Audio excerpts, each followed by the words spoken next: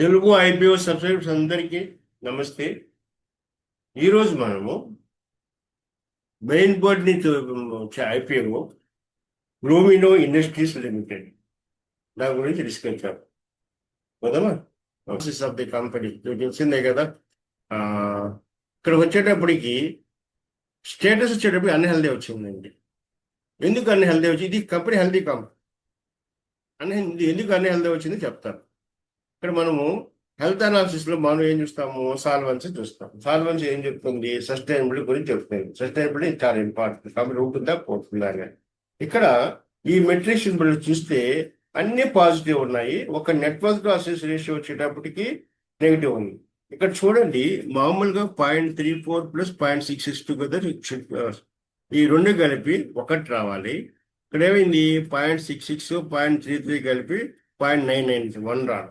అందుకని ఏం చేసిందండి సాఫ్ట్వేర్ దీన్ని అన్హెల్దీ కంపెనీకి అయితే డిక్లేర్ చేసింది. సో మెయిన్ ఏంటంటే సాల్వెన్సీ, లిక్విడిటీ ఈ రెండు కన్సిడర్ చేస్తుంది సాఫ్ట్వేర్ హెల్తీ అన్హెల్దీ. ఎందుకంటే ఈ రెండు బేస్ని బట్టి కంపెనీ ఉండేది పోయింది తెలుస్తుంది అనమాట. Sustainability and survive. కాబట్టి ఇక్కడ వచ్చేటప్పటికి కేవలం దీని గురించి అన్హెల్దీ వచ్చింది కాకుండా కంపెనీ మాత్రం హెల్దీ కంపెనీ. దీన్ని హెల్దీ కంపెనీకి ఇదినే చూడండి. సో లిక్విడిటీ చెప్పాను కదా, కరెంట్ రేషియో అనేది 1.3 అనేది చాలా బాగుంది. క్విక్ రేషియో 1 ఉండాల్సింది 1.13 ఉంది. అన్నీ బాగానే ఉన్నాయి. ఆపరేషనల్ ఎఫిషియన్సీ వచ్చేటప్పటికి కొంచెం నెగిటివ్ ఉన్నాయి. కాబట్టి ఇది ఏంటంటే ఆ రోజు పొజిషన్ టైం టు టైం ఇది మారుతూ ఉంటుంది. సో ఓన్లీ థింగ్ ఇది మన కార్పొరేట్ గవర్నెన్స్ కొంచెం జాగ్రత్తగా కానీ హ్యాండిల్ చేసుకుంటే ఇది, ఎందుకంటే హెల్దీ కంపెనీ కాబట్టి జనరల్ కార్పొరేట్ గవర్నెన్స్ బాగానే ఉంటుంది. కొంచెం హ్యాండిల్ చేసుకుంటే ఇదంతా ఏంటంటే విత్ ఇన్ ది లిమిట్స్ ఉండడానికి అవకాశం ఉంది. లేదంటే కంపెనీ మాత్రం హెల్దీ కంపెనీ. ఫైనాన్షియల్ ఇరెగ్యులారిటీస్ మాత్రం ఏం కనుక్కోలేదు. సాఫ్ట్వేర్ ఏమి ఐడెంటిఫై చేయలేదు. ఏమి లేవు కాబట్టి మంచిదే మనకి. ప్రాఫిటబిలిటీ వచ్చేటప్పుడు ఎబిటా 287.22, ఎబిట్ వచ్చి 270.82, PBT 204, PAT is 159.26, cash profit 172.68, EPS 6.57, కొంచెం తక్కువే. So EBITDA margin 13.7 and net profit margin 7.84 వచ్చింది. ROC వచ్చి 24.22, ROE వచ్చి 24.61 వచ్చింది. బుక్ వాల్యూ 29.95 బాగానే ఉంది. సో క్యాష్ ఫ్లో వచ్చేటప్పటికి 156.08 వచ్చింది. నెట్ క్యాష్ ఫ్లో పర్ వచ్చి 13.76 ప్లస్ ఉంది. సో మార్కెట్ వాల్యూ ఈ 82 రూపీస్ అనేది మన ఐపీఓ క్యాప్ ప్రైస్. సో దాన్ని బేస్ చేసుకుంటే ప్రైస్ ఇండికేషన్ మనకి ఎంత వస్తుంది? 12.48. Very good. మనకి ఎంత ఉండాలి? 25 కంటే తక్కువ ఉండాలి. చాలా బాగుంది వాల్యూ. తర్వాత వచ్చి ప్రైస్ టు బుక్ వాల్యూ మామూలు ఎంత ఉండాలి? 3 కంటే తక్కువ ఉండాలి. ఇది 2.7 ఉంది. చాలా బాగుంది. అంటే వాల్యుయేషన్ పాయింట్ ఆఫ్ వ్యూలో చాలా బాగుంది. సో గ్రోత్ ఇండికేటర్ వచ్చేటప్పటికి ఒక్క సేల్స్ గ్రోత్ తప్పనిసి మిగతా అన్ని పాజిపోయానండి. సో ఇది కంపెనీ ఫైనాన్షియల్ అనాలిసిస్. కంపెనీ మాత్రం హెల్దీ కంపెనీ. ఇప్పుడు మనము ఐపీఓ రివ్యూ పడుతుంది. ఇండస్ట్రీస్ ఐపీఓ రివ్యూ వాల్యుయేషన్ అయితే చాలా బాగుంది, మీరు చూసారు కదా. కాకుంటే కొంచెం క్యాష్ ఫ్లో రిస్క్ ఒకటి ఉంది. దాని గురించి మనం డిస్కస్ చేద్దాం. సో ఈ కంపెనీ ఏం చేస్తుంది? మ్యానుఫ్యాక్చరింగ్ చేస్తుంది, ఈపీఎస్ కాంట్రాక్ట్ చేస్తుంది. సో పవర్ ట్రాన్స్మిషన్లో అండ్ డిస్ట్రిబ్యూషన్ సెక్టర్ కూడా ఉంది. సో కంపెనీ మన ఇండియాలో ఉండే దాంట్లో ఇన్ఫ్రాస్ట్రక్చర్లో ఇది ఒక మంచి కంపెనీ. సో మంచి స్టాండింగ్ పీరియడ్ చాలా ఉంది. సో వాల్యుయేషన్ బాగానే ఉంది. కానీ ఇన్వెస్టర్స్ చూడాల్సింది ఏంటంటే ఈపీఎస్ అండ్ పిఈ బాగుందని చెప్పేసి చూడాల్సిన లేదు. అక్కడ కొంచెం రిసీవబుల్స్ రిస్క్ ఒకటి ఉంది. దాన్ని కొంచెం దృష్టిలో ఉంచుకొని చూడాలి. దాని గురించి డిస్కస్ చేయాలి. బిజినెస్ ఓవర్ వచ్చేటప్పటికి కంపెనీ ఏం చేస్తుంది? Integrated engineering, procurement and construction. So EPC player ఏం మ్యానుఫ్యాక్చర్ చేస్తుంది, సప్లై చేస్తుంది అంటే conductors, power cables, electrical wires, specialized electrical components, manufactures HTLS conductors, transmission వాళ్ళకి అండ్ డిస్ట్రిబ్యూషన్ నెట్వర్క్ కూడా. ఇంకా ఏం చేస్తుందంటే design, engineering and manufacturing, EPC ఇవన్నీ ప్రొవైడ్ చేస్తుంది. సో తర్వాత ఏంటంటే మల్టీ సెక్టర్స్ ఎవరెవరు సప్లై చేస్తుందని చాలా మంది సప్లై చేస్తుంది మల్టీ సెక్టర్స్ కి. అందులో పవర్ ట్రాన్స్మిషన్, డిస్ట్రిబ్యూషన్ ఒకటి, రెన్యూబుల్ ఎనర్జీ అనేది ఒకటి, ఇండస్ట్రియల్ ఇన్ఫ్రాస్ట్రక్చర్ ఒకటి, రైల్వేస్ ఒకటి, కమ్యూనికేషన్, ఎలక్ట్రికల్ ప్యానల్స్ వీళ్ళందరికీ సప్లై చేస్తుంది. 30 years standing, more than 30 years నుంచి ఉందండి కంపెనీ. సో ఇక్కడ ఫైనాన్షియల్ 2026 వచ్చేటప్పటికి ఆపరేటింగ్ EBITDA మార్జిన్ వచ్చి 11.71. సో చెప్పాలంటే 20 కంటే తక్కువ అనేది చాలా తక్కువే. కానీ కొన్ని హెల్దీ కంపెనీ ఉంది, కొంచెం రిజల్ట్సే తక్కువ ఉన్నాయి. ఇండస్ట్రీ ఆపర్చునిటీ వచ్చేటప్పటికి ఇండియాస్ ట్రాన్స్మిషన్ నెట్వర్క్లో నెట్వర్క్లో ఎక్స్పాండ్ సపోర్ట్ చేస్తుంది. ఎక్స్పాన్షన్ ఉంది, సపోర్టింగ్ ఎక్స్పాన్షన్ ఛాన్స్ ఉంది. లాంగ్ టర్మ్ డిమాండ్కి ఫర్ కండక్టర్స్ సప్లై చేస్తుంది. కేబుల్స్ రిలేటెడ్ ఎక్విప్మెంట్స్ కూడా సప్లై చేస్తుంది. ఇండియా ట్రాన్స్మిషన్ నెట్వర్క్లో 5.02 lakh సర్క్యూట్ కిలోమీటర్లో జనవరి 2026 చేసిందండి. సో ఈ సెబీలో ఫైల్ చేసిన ఇన్ఫర్మేషన్ ప్రకారం 5.02 lakh సర్క్యూట్ కిలోమీటర్ సప్లై చేస్తుంది వాళ్ళ ప్రోడక్ట్స్ని. నెక్స్ట్ వచ్చేటప్పటికి సెక్టర్ అవుట్లుక్ వచ్చేటప్పుడు positive. Power infrastructure, renewable energy integration, long term demand comfort అంటే బాగానే ఉంది. ఐపీఓ స్ట్రక్చర్ అండి. సో మొత్తం వాళ్ళు ఐపీఓ 700 crores, అందులో కాంపోనెంట్ అమౌంట్ వచ్చినప్పటికి fresh issue 500 crores, వైఎఫ్ఎస్ 200 crores, total వచ్చి 700 crores. ఫ్రెష్ ఇష్యూ ఎంత 337 crores ఇవ్వడం డెట్ రీపేమెంట్ వాడుతున్నారు. 15 crores ఏమో ఎక్విప్మెంట్కి, మిషనరీకి, మ్యానుఫ్యాక్చరింగ్ ఫెసిలిటీకి వాడుతున్నారు. ఇక్కడ ఏంటంటే ఈ 337 ప్లస్ వచ్చేటప్పటికి మనకి ఎంత అయింది, 340 352 అయింది. ఈ 352 crores వల్ల కంపెనీ ఎంత మిగులుతుందంటే అరౌండ్ 28.5 crores మిగులుతుందండి ఇయర్లీ రిటర్న్. ఏంది ఇన్వెస్ట్మెంట్ 337 డెట్ రీపేమెంట్, 10% ఇంట్రెస్ట్ తీసుకున్నా కూడా 33.7 crores వస్తుంది. అందులో నుంచి ఇన్కమ్ ట్యాక్స్ తీసేస్తే అరౌండ్ 25 crores ప్రాఫిట్ వస్తుంది. ఇంట్రెస్ట్ సేవ్ అయిన దానివల్ల ఈ 15 crores మీద last year network just 22 retire అవుతే నెట్వర్క్ వచ్చేటప్పటికి లాస్ట్ ఇయర్ 24.62 ఉంది. దాని బేస్ చేసుకుంటే 3.5 crores వస్తుంది. మొత్తం 28.5 crores ఇయర్లీ దీనివల్ల వాళ్ళకి వస్తుంది. ఇది మీకు హ్యాపీ అనుకుంటే యూ కెన్ గో హ్యాపీ.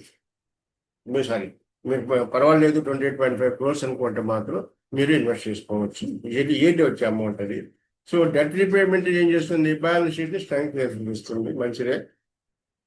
కాకుండా 200 కోట్లు వైఎఫ్ఎస్ ఉంది సారా, ఆ డబ్బులు ఎవరికి పోతున్నాయి, షేర్ హోల్డర్స్ పోతున్నాయి. కంపెనీలో ఉంటే షేర్ సెల్లింగ్ వాళ్ళకి మంచి మంచి ప్రాఫిట్స్ వస్తున్నాయి. 200 crores వస్తున్నాయి వాళ్ళు. అంతకుమించి ఇంకేం కావాలి. సో 200 crores వాళ్ళకి పోతా ఉంది అమౌంట్. మీరు ఇచ్చే 700 crores-లో 200 crores వాళ్ళకి పోతా ఉంది.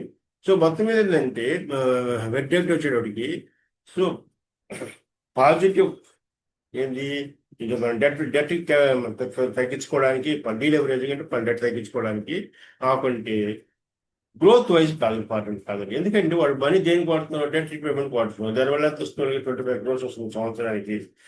అది సో ఇంకో రిస్క్ కూడా ఉంది, దాని గురించి మాట్లాడతాము.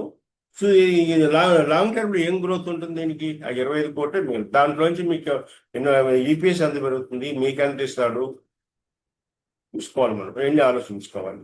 సో వాల్యుయేషన్ వచ్చేటప్పటికి ది కీ హైలైట్, ఎందుకంటే వాల్యుయేషన్ చాలా బాగుంది. 25 కంటే తక్కువ ఉంది. మీకు మంచి ఫ్యూచర్ మన మార్జిన్స్ ఉంటాయి, ఫ్యూచర్ మార్జిన్స్ బాగుంటాయి. మీకు మంచి లిస్టింగ్ అయిన తర్వాత మీరు అనుకుంటే కొంచెం ప్రాఫిట్స్ రావడానికి బాగానే ఉంది. కాకుంటే అప్పర్ ప్రైస్ 82 దగ్గర ఈపీఎస్ మనం 6.57, పిఈ 1.48, పీబీ 2.7. సో ఎక్కడి నుంచి తీసుకొని మనం ప్రొజెక్టెడ్ క్యాల్కులేట్ చేసాము. దాన్ని బేస్ చేసుకుంటే ప్రొజెక్టెడ్ పిఈ వచ్చి 9.18 వచ్చింది, ప్రొజెక్టెడ్ పీబీ వచ్చి 2.1 వచ్చింది. బాగుంది. సో వాల్యుయేషన్ పాయింట్ ఆఫ్ వ్యూలో చాలా బాగుంది. కాకుంటే why the valuation stands out. Current PE 12.48, projected PE 9.18. అంటే ఇవి కంపెనీ కానీ యాక్చువల్గా ఇదే గ్రోత్ గాన చేయగలిగితే మాత్రం మనం అనుకున్న కరెంట్ పిఏ 12.48, ప్రొజెక్టెడ్ పిఏ 9.1 బాగానే ఉంటుంది. సో ఏమాత్రం తేడా వచ్చింది అనుకో, ప్రొజెక్టెడ్ పిఏ 9.1 కంటే కూడా ఎక్కువ పెరగడానికి అవకాశం ఉంది. కాబట్టి ఫ్యూచర్ గురించి చాలా ఇంపార్టెంట్. తర్వాత వాల్యుయేషన్ వచ్చేటప్పటికి అట్రాక్టివ్. ఇది ఒక సరైన ఐపీఓ ఏంటంటే సో వాల్యుయేషన్ గురించి ఇన్వెస్టర్ చాలా మందికి ఏంటంటే they are concerning about valuation. ఎందుకంటే వాల్యుయేషన్ బాగుంటేనే కదా వాళ్ళ ఫ్యూచర్లో సమ్ ఎర్నింగ్స్ ఉంటాయి. ఎప్పుడు కూడా ఏంటంటే ఒక కంపెనీ వచ్చేటప్పటికి వాల్యుయేషన్ ఫిక్స్ చేయాలంటే ఫ్యూచర్లో ఇన్వెస్టర్స్ కి కొంచెం బెనిఫిట్ వచ్చేట్టుగా ఉండాలి. ఆ విధంగా ఉండాలి. అంటే ఆ విధంగా కూడా క్యాప్ ప్రైస్ ఫిక్స్ చేయాలి. సో చాలా మంది కంపెనీస్ ఏం చేస్తాయి 40, 50, 60 ఆ విధంగా మన పిఈ రేట్ వచ్చేటివి చేస్తాయి. సో అది మంచి ఇంటెన్షన్ కాదు, బ్యాడ్ ఇంటెన్షన్. సో ఇక్కడ మనకు ఆ ప్రాబ్లం లేదండి. సో ఇది పెద్ద క్వశ్చన్ ఏంటంటే క్యాష్ ఫ్లో. ఇక్కడ ఏమైందంటే మనకు ఉండే రిసీవబుల్స్ లో 288.79 crores more than 6 months and up to 3 years. ఇవి రియలైజ్ అవ్వడం చాలా కష్టం. 280.78 crores. నేను మీకు ఏం చెప్పాను, ఐపీఓ వాళ్ళకి ఎంత వస్తుందని చెప్పాను, అరౌండ్ 28.5 crores వస్తుంది.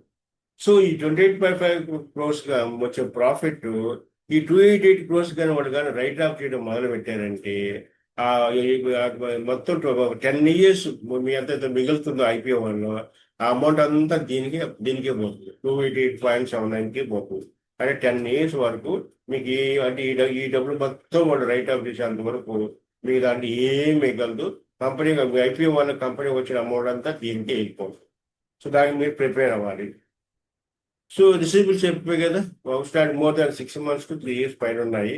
3 years అబోవ్ కూడా ఉన్నాయి. ఒక 64 crores 3 years అబోవ్ ఉంది. So it's biggest concern. ఇది చాలా చాలా ఇంపార్టెంట్ కన్సర్న్ వచ్చేసి. సో నెక్స్ట్ కంపెనీ అంటే ఎర్నింగ్స్ బాగానే ఉన్నాయి కాబట్టి ఇన్వెస్టర్ చూడాల్సింది ఏంటంటే ఆ ప్రాఫిట్స్ అన్ని క్యాష్ కింద కన్వర్ట్ అవుతాయా. ఎందుకంటే వాడికి రిసీవబుల్స్ ప్రాబ్లం బాగుంది, తొందరగా రిసీవబుల్ కావట్లేదు. Out standing more than 6 months out standing చాలా బాగుంది. గవర్నమెంట్ సెక్టర్స్ ఎక్కువ సప్లై చేస్తారు కాబట్టి కరెక్ట్గా అమౌంట్ రియలైజ్ కావట్లేదు. దీనివల్ల ఏమవుతుందండి, వర్కింగ్ క్యాపిటల్ ఎక్కువ కావాల్సి వస్తుంది, కలెక్షన్ రిస్క్ ఉంటుంది, ఫైనాన్స్ రిక్వైర్మెంట్ ఉంటుంది, క్యాష్ ఫ్లో ప్రెషర్ ఉంటుంది. సో ఆ రిస్క్ ఉంటుంది. సో క్యాష్ ఫ్లో రిస్క్ వచ్చినప్పుడు హై, ఎందుకంటే ఈ బుక్ రేట్స్ తయారీ రియలైజ్ కావకపోతే.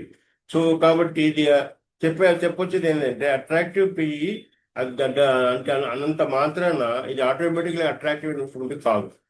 అట్రాక్టివ్ పిఈ అన్నంత మాత్రాన ఆటోమేటిక్గా అట్రాక్టివ్ ఇన్వెస్ట్మెంట్ అయితే కాదు. ఎందుకంటే మిగతాయి కూడా మనం చూడాలి. సో ప్రమోటర్స్ అండ్ గవర్నర్స్ వచ్చేటప్పటికి వాళ్ళకి మనం ఇష్యూ ముందు ఎంత ఉంది, 100% ఉంది. ఇష్యూ తర్వాత ఎంత ఉందంటే 71.97 బాగానే ఉంది, గురించి పర్వాలేదు. సో మేనేజ్మెంట్ కూడా బాగా మంచి ఎక్స్పీరియన్స్ ఉంది. సో ఆల్మోస్ట్ 3 decades ఎక్స్పీరియన్స్ ఉంది. సో చెప్పే కదా మోర్ దాన్ 3 decades ఉన్నారు వాళ్ళు. ఇక్కడ కన్సర్న్ ఏంటంటే రిలేటెడ్ పార్టీ ట్రాన్సాక్షన్స్ ఉన్నాయి. ఇది common all the sectors. Related party business ఉండడం అనేది కామన్ అయితే పెద్ద విషయం ఏం కాదు. సో గవర్నెన్స్ లీవ్ వచ్చేటప్పటికి వాచ్. సో కీ రిస్క్స్ వచ్చి ఏజింగ్ రిసీవబుల్ చెప్పే కదా నేను. కాంపిటీషన్ వచ్చేటప్పటికి కాంపిటీషన్ అయితే బాగానే ఉంటుంది. అగ్రెసివ్ బిట్టింగ్ చూసారు కదా, ఎస్టాబ్లిష్డ్ ప్లేయర్స్ ఉన్నారు, తర్వాత న్యూ ఎంట్రన్స్ కొత్తగా వచ్చే వాళ్ళు వస్తున్నారు. ఈ కాంపిటీషన్ అయితే బాగుంది. వీళ్ళు కొంచెం స్టాట్యుటరీ పేమెంట్స్ రెగ్యులర్గా పే చేయట్లేదు. స్టాట్యుటరీ పేమెంట్స్ రెగ్యులర్గా పే చేయట్లేదు అంటే ఇన్ జనరల్ ప్రాబ్లం ఏంటంటే క్యాష్ ఫ్లో ప్రాబ్లం ఉంటుంది. సో అది ఒకటి. ఓఎఫ్ఎస్ కాంపోనెంట్ 200 crore ఉండే ఇన్వెస్టర్స్ అయితే ఎవరైతే షేర్స్ అమ్ముతున్నారో వాళ్ళకైతే మాత్రం 200 కోట్లు వస్తుంది. వాళ్ళకి మంచి ప్రాఫిట్స్ వస్తాయి. మీ దయ వల్ల మీరు కానీ సబ్స్క్రైబ్ చేస్తే మాత్రం 200 కోట్లు వస్తాయి. వాళ్ళు మీకు థ్యాంక్స్ చెప్పుకోవాలి.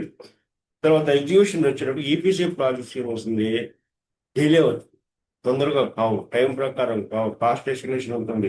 తర్వాత వర్కింగ్ క్యాపిటల్ కావాలి, బిల్స్ తొందరగా రావు. ఇవన్నీ ఆ రిస్క్ అంటే దీంట్లో ఉంటాయి.